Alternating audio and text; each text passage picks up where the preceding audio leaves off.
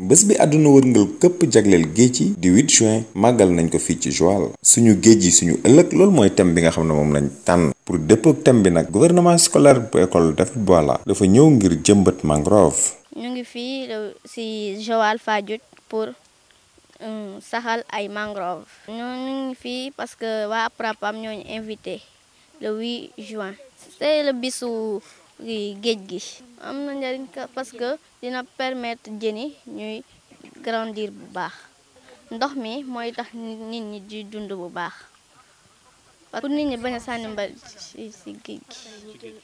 waaw parce que suñ ci sànnee mbalit yi poisson yi dañuy dee te boobaa duñu amati lu ñuy dundee. ki jiite APRAPAM nag moom wax nañu lu tax ñu tànn xale yi ci njiwum mangrove. nga dañu ne suñu géej suñu avenir mais xale yi ñooy avenir u ëllëg yu Sénégal donc waruñu yem rek ñun ne dañuy li fi nekk dañ koy jox xale yi mais xale yooyu ñu koy jox dañu war a nekk ay xale yoo xam ne dañ leen préparer dañ leen outiller ñu nekk demain ay xale yoo xam ne ñu mag ñu responsable la ñuy doon parce que tey soo xoolee agression yi ñu gis yëpp ci biir géej gi wala ñu gis ko ci kaw suuf si